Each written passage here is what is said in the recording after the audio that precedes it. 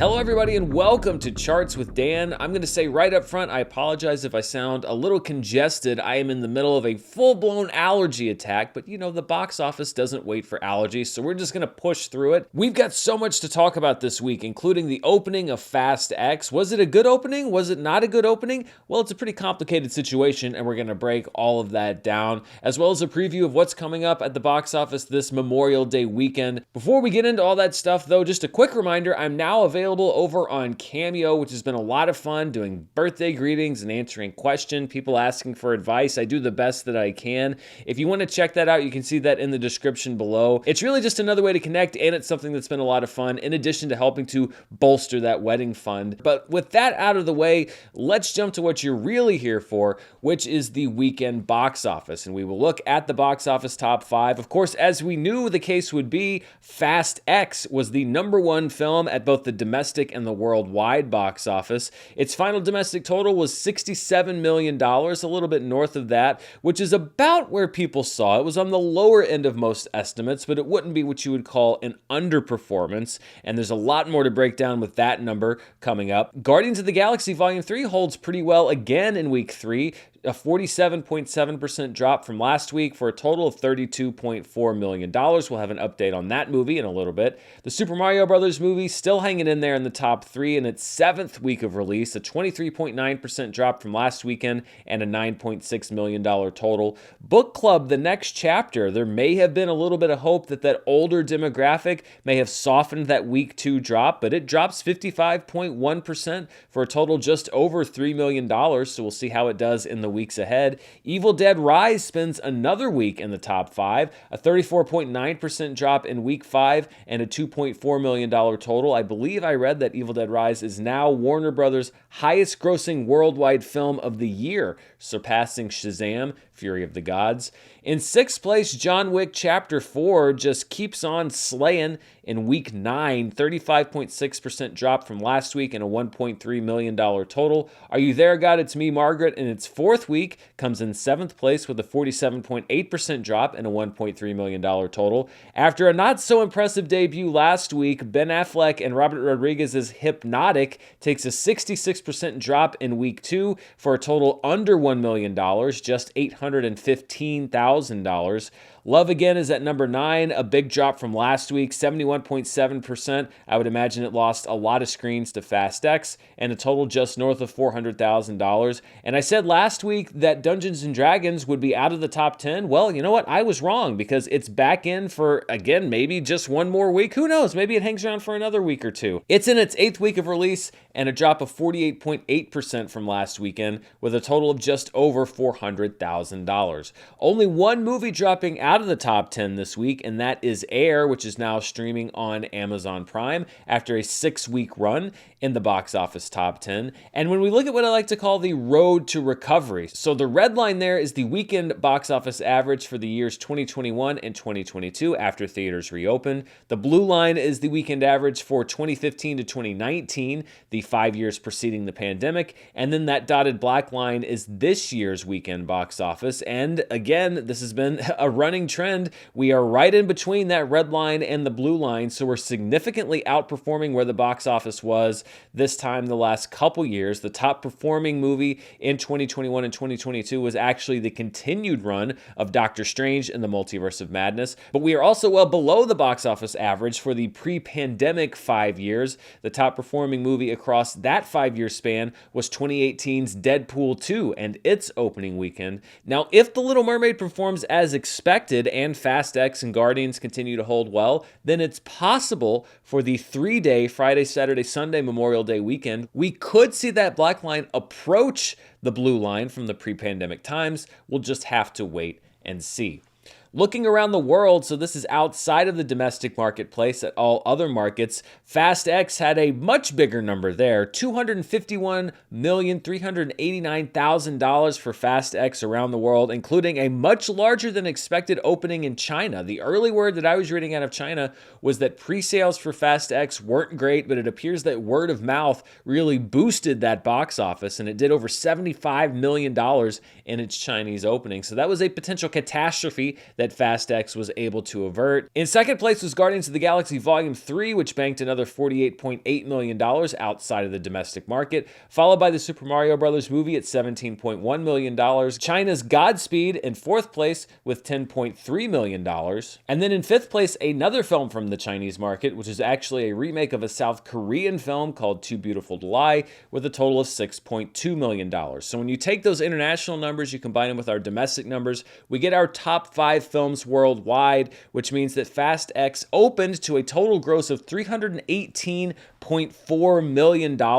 That is a big number, and we'll break that down a little bit more. Guardians of the Galaxy Volume 3 bringing in another $81.2 million worldwide this past weekend, followed by another $26.7 million for the Super Mario Bros. Movie, and then numbers 4 and 5 remain the same, Godspeed and Too Beautiful to Lie, rounding out the top 5. So let's look first of all at where Fast X falls as far as the biggest weekends of 2023. Fast X did not have one of the 5 biggest weekends overall domestically this past weekend, but it did have the 5th largest opening weekend of the year at just over $67 million, coming in behind the openings of John Wick Chapter 4, which opened to $73.8 million, Ant-Man and the Wasp Quantumania at $106.1 million, Guardians of the Galaxy Volume 3 at $118.4 million, and then the Super Mario Bros. Movie at $146.3 million. It should be noted that Fast X was by far the highest budgeted movie of those 5, and we will look at that number much more in depth in just a few minutes. When we look at the highest 3-day opening weekends worldwide, it actually just missed by less than $1 million the opening weekend of the Super Mario Bros. Movie. Super Mario Bros. Opened to $319.1 million in its first 3-day opening weekend worldwide. Fast X at $318.4 million. So statistically, almost a tie there. Guardians of the Galaxy Volume 3 bumped down to second with its $289.3 million opening, followed by Ant-Man and the Wasp Quantumania at $227.4 and John Wick Chapter 4 at $137.8 million. And then looking at the overall weekend grosses for the year worldwide, Fast X did have the second highest grossing weekend of the year, following the opening weekend of the Super Mario Bros. Movie and ahead of the openings of Guardians of the Galaxy Volume 3 and Ant-Man and the Wasp Quantumania. And then rounding out the top 5 was the second weekend of the Super Mario Bros. Movie, which brought in $186.4 million.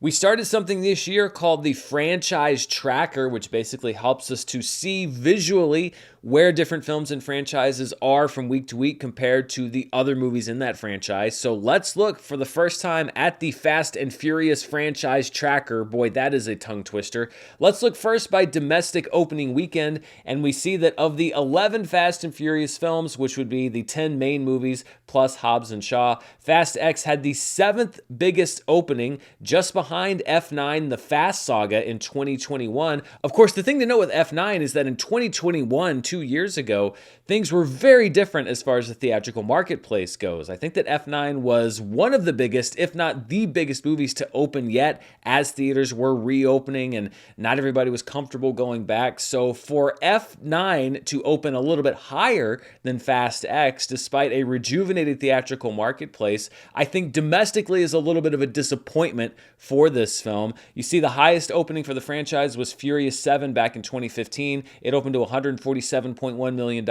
Then The Fate of the Furious in 2017, Fast and Furious 6 in 2013, Fast 5 in 2011, Fast and Furious, the 4th film, in 2009, then F9, The Fast Saga, and then we have Fast X. Fast X was able to top the openings of Hobbs and Shaw, Too Fast, Too Furious, The Fast and the Furious, and The Fast and the Furious Tokyo Drift when you don't adjust for inflation. But you know what we do here on this show. We almost always adjust for inflation. And when you do that, Fast X had the second lowest opening of the entire franchise. It comes in just below the adjusted opening of the first Fast and Furious movie back in 2001. Actually, the only film that Fast X was able to beat out, and quite handily, was the opening of the Fast and the Furious Tokyo Drift, which will remain in the basement as far as box office goes for the Fast franchise, probably forever or until they run this thing a little too far. Just to set some baselines here, let's see how Fast X is doing against all of the other franchise films right now.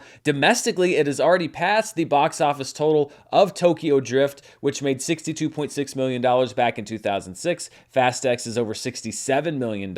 It's got about another $60 million to go before it passes Too Fast, Too Furious. Then the original The Fast and the Furious is just ahead of that, followed by 2009's Fast and Furious, and then F9, The Fast Saga, and Hobbs and Shaw ahead of that. If you can get that far, though, it's got a little bit of room to go before you get into that elite top four, which would be Fasts 5, 6, 7, and 8. We'll see if it's able to do that. When you adjust these numbers for inflation, Fast X is currently the lowest grossing film in the franchise, which isn't surprising because it's only been open for one weekend. So we will track this and see how it does. It will pass the total of the Fast and the Furious Tokyo Drift. And then the question is, will it be up there at $193.6 million? If it can get to that $200 million mark, it will pass F9, The Fast Saga, and then we'll see where it can go from there.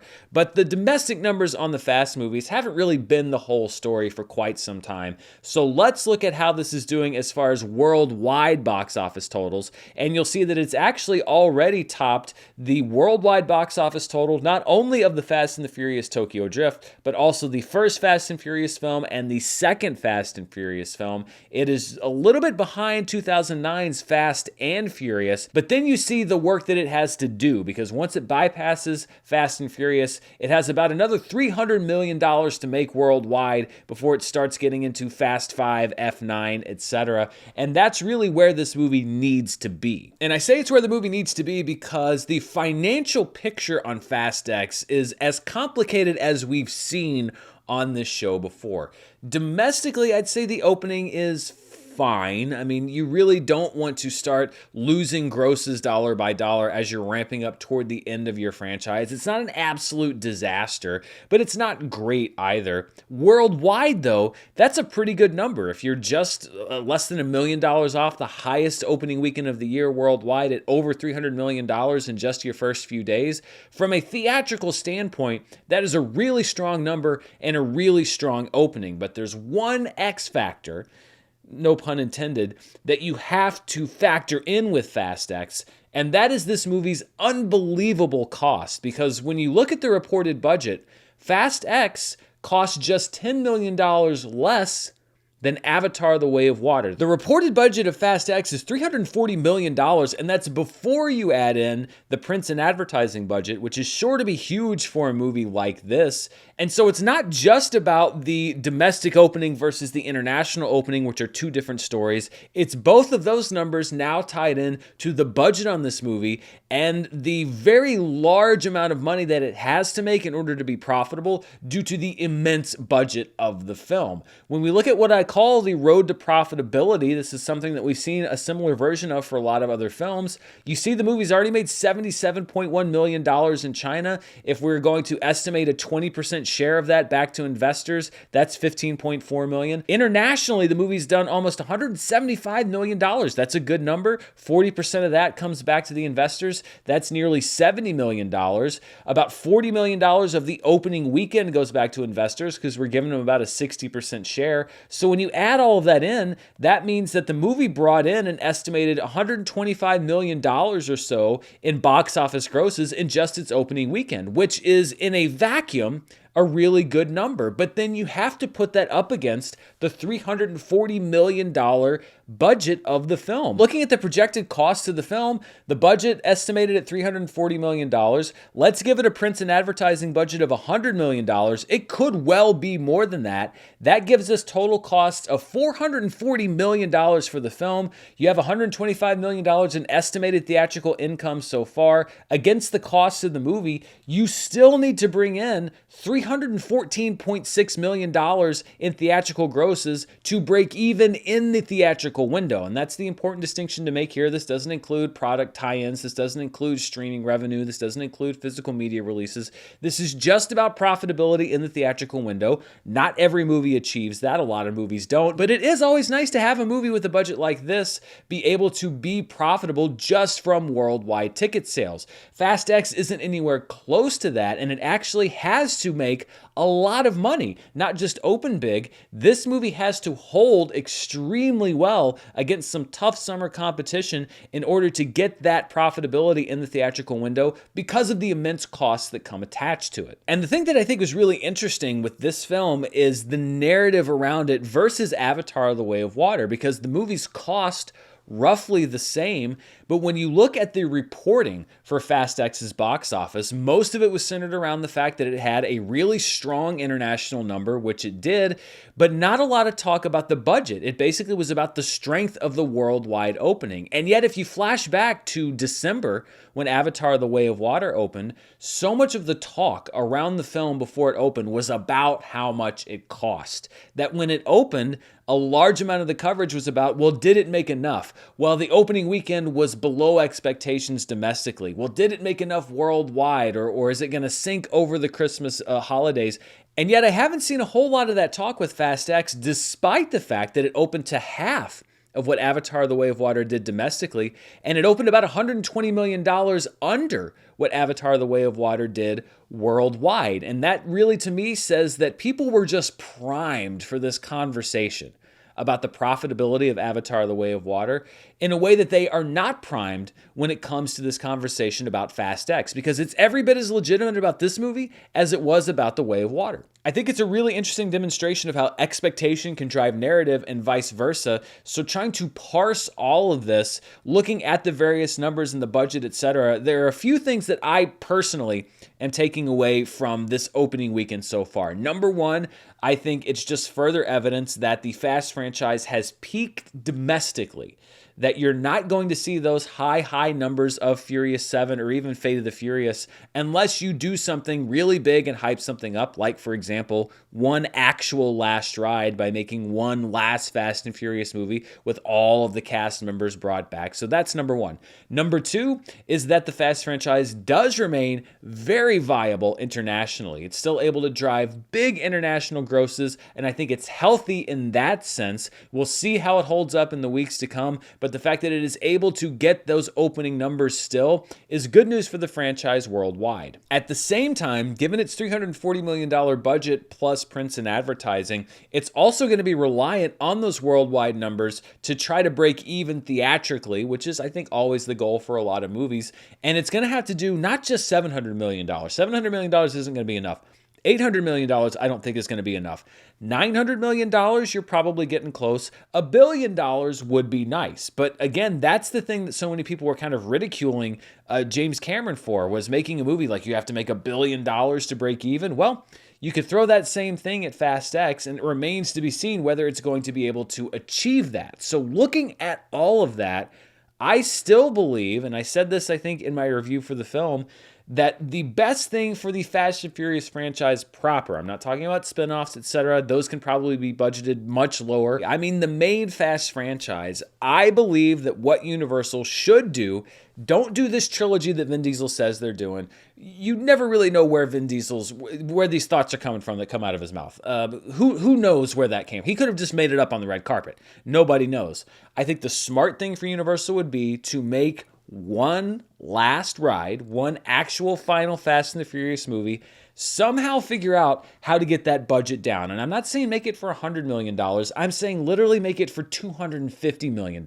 Just kind of insulate yourself a little bit from that need to get close to that $1 billion mark, even though I think that if you pull it off, you could easily make $1 billion film. And while nothing's ever guaranteed in Hollywood, I think that's as close to a roadmap of almost guaranteed success as you can get. You could probably boost the numbers domestically. You could really hype it up internationally. And I think that that's the best thing that this franchise can do for itself, which means it's probably not what it's going to do. But, hey, I'm just some guy. They don't have to take my advice. But looking at all these numbers, that's my big takeaway. So a very complicated story with Fast X, but also, I love complicated stories. They're not clicky, but they're interesting, and that's really the motto of the show.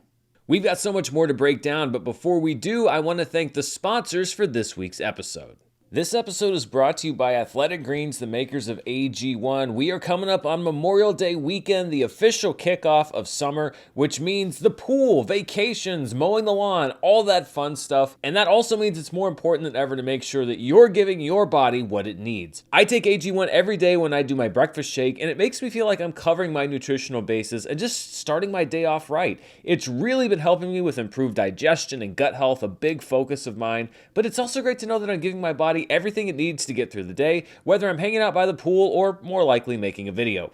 AG1 is 1 scoop of powder mixed with water once a day, making it easy to live your best life, and each scoop is packed with 75 vitamins, minerals, and whole food sourced ingredients that are delivered right to me every month, so it's been super easy to make it a daily habit. If you're looking for an easier way to take supplements, Athletic Greens is giving you a free 1-year supply of vitamin D and 5 free travel packs with your first purchase. Just go to athleticgreens.com/Dan. That's athleticgreens.com/Dan to check it out. Today's show is brought to you by Collective. If you're running your own business like I do, then you know that it's a lot of fun, the freedom, the adventure, the flexibility, but with all that comes lots of other stuff that's not as fun, like paperwork, accounting, and taxes. If you want to focus on your passion and not the paperwork, then Collective is something that you should know about because it is the all-in-one financial solution for freelancers, contractors, and self-employed entrepreneurs. Collective handles all of your corporation formation and compliance work, taxes, bookkeeping, accounting, even payroll. If you've done business this year, you have until June 30th to make an S-Corp election, which means Collective can still save you thousands of dollars in taxes. And Collective members save on average $10,000 per year with this structure, making Collective the membership that easily pays for itself and then some. So act before June 30th to save potentially thousands of dollars in taxes this year. Go to collective.com and have someone who knows what they're doing handle your setup, accounting, bookkeeping, and taxes. That's collective.com. Fast X wasn't the only game in town this weekend, though. Let's give an update on a couple of other movies, starting with Guardians of the Galaxy Volume 3. I mentioned that it held pretty well in Week 3, and it continues to track through 17 days of release, about where we saw it last weekend. You see there, it's in the upper 50% of the MCU. It is tracking ahead of Spider-Man Homecoming and a little bit behind Thor Love and Thunder. I still think that that is probably the best domestic box office comparison for this movie. That domestic gross of around $350 million, I think is the bullseye or the target for Guardians Volume 3. I think it might exceed that a little bit, but it's still on track to achieve that. And looking at the MCU franchise tracker, Guardians of the Galaxy Volume 3 is now the 20th highest grossing film domestically in the MCU. It has surpassed the grosses of Captain America the Winter Soldier, Doctor Strange, Shang-Chi and the Legend of the Ten Rings, among others. The films that are really in line, if it can get above that $300 million mark, are Iron Man 2, Thor Ragnarok, the original Iron Man, and then if it can get around $335 million, you're getting into Guardians of the Galaxy, Spider-Man Homecoming, and then that $350 range would put you above Thor Love and Thunder and just below the second Guardians of the Galaxy film. So let's see how it holds up. Looking at the MCU as far as inflation adjusted grosses, Guardians of the Galaxy Volume 3 is actually holding in still pretty well. It's number 22, just behind the inflation adjusted gross of Doctor Strange, and then you have a bigger jump up to Captain America the Winter Soldier, so we will see how it continues to track in the weeks ahead. And then looking at the MCU as far as worldwide gross, Guardians of the Galaxy is number 20 worldwide for the MCU right now. It's very close to bypassing the worldwide total of the first Doctor Strange film. Then it'll have Captain America the Winter Soldier in its sights, and then again Thor Love and Thunder, which had $760.9 million worldwide. I think that Guardians 3 is going to surpass that. We're going to see something closer into the $800 million range, just my guess. The bottom could fall out, but I don't really see that happening right now. One other quick update concerns the Super Mario Bros. Movie, which is still in the box office top 3, and it has now become the third highest grossing animated film of all time worldwide. It has bypassed Incredibles 2, and I think it's got a really good shot, almost guaranteed really, to bypass the worldwide total of the first Frozen film, so it would become the second highest grossing film of all time worldwide. However, it does not look like it's going to get up to the Frozen 2 level. It looks like it'll stay there at number 2, but still pretty impressive for a first movie in a franchise to be the second highest grossing animated film of all time worldwide. Let's look now at some weekend numbers, and we will start with the top per theater averages domestically. And Fast X had the top per theater average, bringing in $16,564 in each of its 4,046 theaters. Sanctuary at number 2, starring Margaret Qualley and Christopher Abbott, in just 5 theaters brought in $12,994 per theater. Guardians of the Galaxy Volume 3 was actually the widest release of the past weekend, 4,450 theaters, and still bringing in a healthy $7,283 per theater. Moon Garden was in just 1 theater and brought in $4,517, followed by the multi-award winning French film The Night of the Twelfth, bringing in $2,728, playing in just 1 theater. Looking at the top 5 films in limited release, meaning under 1,000 theaters, Blackberry was number 1 in its second weekend in 374 theaters, although we saw a big drop across the board when it came to limited release films this weekend, $288,000 for Blackberry. Paul Schrader's newest film, Master Gardener, starring Joel Edgerton, was in second place in 225 theaters with $264,000, followed by Nefarious, which continues to stick around really well on the limited release circuit, $255,000. Two movies taking big drops from last weekend were Knights of the Zodiac, playing in 588 theaters. It actually expanded its theater count by a little bit, but took a big drop, $165,000 total for Knights of the Zodiac in weekend 2. And then Charlie Day's Fool's Paradise lost a bunch of theaters and ended up with just over $100,000 in 452 theaters in its second week. Looking at the limited release top 10 grossers for this year, and this is all tickets sold whether the movie came out in 2022 or 2023, just a small change here. The top 5 remain the same: Pathan, the re-release of Return of the Jedi, A Man Called Otto, Women Talking, and The Wandering Earth 2. Nefarious has broken that $5 million mark, though, and is now the 6th highest grossing limited release film of the year and looks poised to break in to the top 5 next weekend. Pony and Selvin Part 2 drops to number 7, and then Mummies, Beau is Afraid, and The Whale round out the top 10. Of course, these limited release films are often supported by independent theaters, not just here in the US, but also around the world. And we've started a feature here on the show where we spotlight one every week, and then 10% of our ad revenue for this week's episode will go to that theater. And this week we are spotlighting the Drexel Theater in Columbus, Ohio, which was converted from a grocery store into an Art Deco theater back in 1937. That single-screen theater was then converted to a 3-screen theater and is committed to showing independent films not found at nearby larger theaters in Columbus. In 2011, the theater was turned into a nonprofit by the new owners, a group called Friends of the Drexel, and the Drexel is listed on the National Registry of Historic Places and constantly in the process of both restoration and renovation. The Drexel is currently playing Guardians of the Galaxy Volume 3, Are You There, God? It's Me, Margaret, and Paul Schrader's Master Gardener. The Little Mermaid's going to open there this weekend along with other independent films. They also have a Monday screening series that has a different theme each month. Next week, they are wrapping up David Lynch, and then in June, they're starting a screening series dedicated to seduction cinema. If you want to find showtimes, buy tickets, find out more about the theater, or donate, because the Drexel is a nonprofit theater, you can head over to drexel.net, and if you do end up heading over there or donating, as always, be sure to tell them that Dan sent you.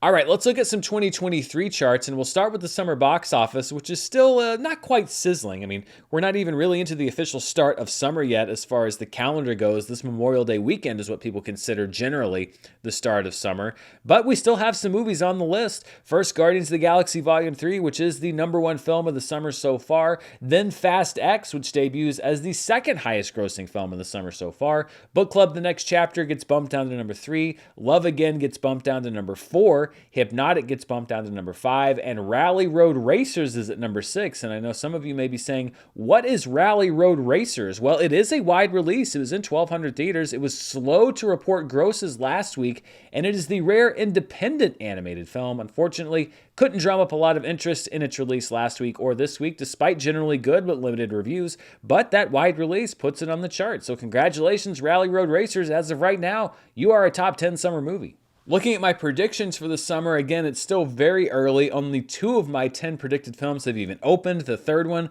The Little Mermaid, opens this weekend. It was my pick, though, for the highest grossing film of the summer. So a lot is on the line with the opening of The Little Mermaid this weekend, both the 3-day and the 4-day holiday weekend opening. I predicted Guardians of the Galaxy to finish 3rd. I predicted Fast X to finish 8th. Again, this is domestic box office, not worldwide box office, and I'm feeling okay about both of those predictions so far, but the summer is young, and there are many, many weeks left to break my heart, as often happens with the summer box office. Looking at the 2023 domestic box office, again, not much changing from last week. The Super Mario Bros. Movie remains number 1, just shy of $550 million. Guardians of the Galaxy Volume 3 is at number 2. It's now at $266.9 million, followed by Ant-Man and the Wasp Quantumania at $214.3 million, John Wick Chapter 4 at $185.3 million, Creed 3 in the top 5 for now at $156.2 million, and its theatrical run has now officially ended domestically, so that is your final gross. Scream 6 remains at number 6,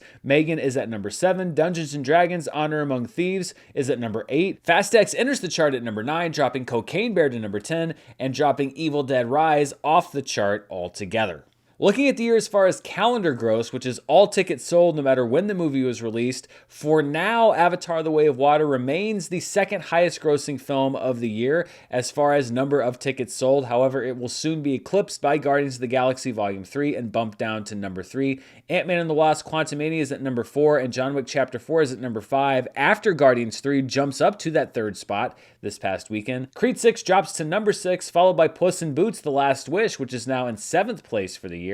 Scream 6 is at number 8, Megan is at number 9, and Dungeons & Dragons Honor Among Thieves likely to be surrendering its spot to Fast X next weekend, and perhaps Megan as well, depending on how well The Little Mermaid opens. This is the 2023 worldwide box office. Of course, the Super Mario Bros. Movie still easily on top at $1.2 billion, although Fast X is really going to want to start making progress up this chart quickly if it wants to be profitable in that theatrical window. For now, the Chinese film Full River Red is the second highest grossing film of the year worldwide, but Guardians of the Galaxy Volume 3 will take that spot on next week's chart. The Wandering Earth 2 is at number 4, Ant-Man and the Wasp Quantumania stays at number 5, John Wick Chapter 4 is at number 6. Fast X hits the charts at number 7 with $318.5 million worldwide. Creed 3 drops down 1 spot to number 8. Boonie Bears Guardian Code drops down to number 9. And Dungeons & Dragons Honor Among Thieves drops to number 10, knocking out Megan, which was an early entrant in the chart. In fact, it opened in calendar year 2022 in some countries. Before we go, as we always do, I'm going to take a look at a weekend in box office history, and we're going to go back to 1982 in celebration of Arnold Schwarzenegger, who has a new series hitting Netflix this week, Fubar. You know that if you watch Streaming Charts with Dan, which you still can right now. But we're going to go back to the beginning of his career, to his biggest role to that time. It was after Hercules in New York, but I would say that this was his first real lead role. The weekend of May 14th to the 16th, 1982, which saw the opening of the original Conan the Barbarian at $9.6 million. In second place was the sex comedy Porky's in its 9th weekend for a $2.8 million total and a domestic running total at that time of $76 million. In third place was The Sword and the Sorcerer in its 4th week of release. It was an independent fantasy film from director Albert Pyun, who would also do Cyborg, Kickboxer 2, and the straight-to-video first feature film adaptation of Captain America. That $11.8 million total is a bit deceiving because based on its budget, The Sword and the Sorcerer was actually a pretty sizable box office hit. In 4th place was the film Paradise, which was a pretty shameless ripoff of The Blue Lagoon, starring Willie Ames and Phoebe Cates. It dropped 48.4% in its second weekend for a $4.6 million total. And then in 5th place, Sean Connery in a movie I'd actually never heard of called Wrong is Right, playing a reporter covering a potential nuclear conflict. This movie was from writer-director Richard Brooks, who also did a lot of films, including Cat on a Hot Tin Roof. He won an Oscar for writing Elmer Gantry. It's just one of those movies, a top 5 movie in 1982 I've literally never heard of. Of course, we don't just flash back to the past, we also like to see how these grosses would translate to today's dollars, which means that we're going to hit that inflation button, and when we adjust for inflation, we see that Conan the Barbarian opened to the equivalent of $30.1 million in today's dollars, with Porky's bringing in $8.9 million in week 9, and look at that, a total of $239 million domestically. That is crazy. The Sword and the Sorcerer in week 3 with $6.9 million and a $37 million total. In fourth place, Paradise, $4.5 million and a total of $14.7 million domestically. And then Sean Connery in Wrong is Right, opening to $4.4 million in fifth place. And that wraps up the charts for this week, but it is a very busy week at the box office, both in wide release and limited release. Of course, as I mentioned, The Little Mermaid, my pick for the highest grossing film of the summer, will be opening as we go into the Memorial Day weekend, so there's going to be a lot to talk about with that, and also a lot to talk about here on the channel because I'm going to review The Little Mermaid, and then after I've seen it, over this Memorial Day weekend, I'm also going to be uploading another ranked video where I look at all of the Disney live-action remakes. And yes, I'm rewatching all of them. So it's been a really fun week.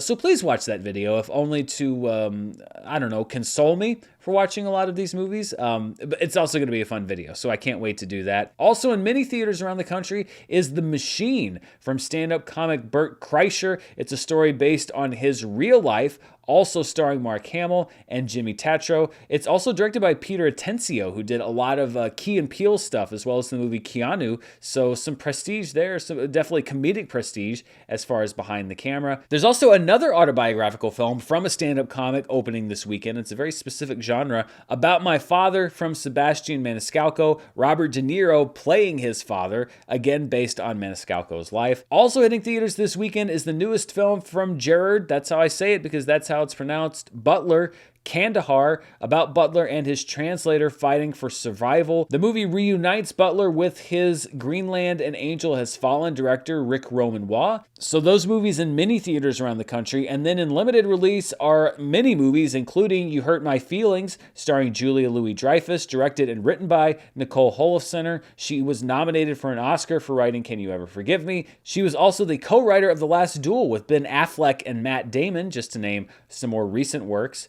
The Wrath of Becky is opening in limited release, starring Lulu Wilson and Sean William Scott, a home invasion action film that has gotten some positive reviews thus far. Also getting some good reviews is an international film called The Hole in the Fence, about a group of young privileged teenagers at a private boys' school. There have been comparisons drawn to Lord of the Flies, so you can see that in a few theaters around the country. Will o' the Wisp, which is a brisk 67-minute film about a dying king's flashback to his days training as a firefighter, will be hitting theaters in limited release, as well as Gade Gade Cha, a Punjabi language film from India, probably in many theaters around the country. We have seen the strength of the Indian box office here domestically. And then finally, a documentary called Close to Vermeer, about the world's largest Vermeer exhibition in Amsterdam.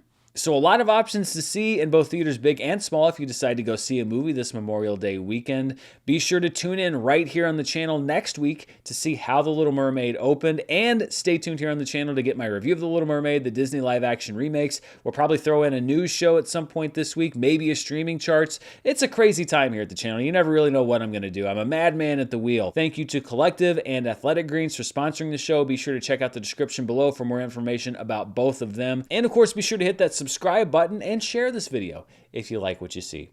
Thanks for spending some time with me. Until next time, stay safe, and I'll see you then. Bye.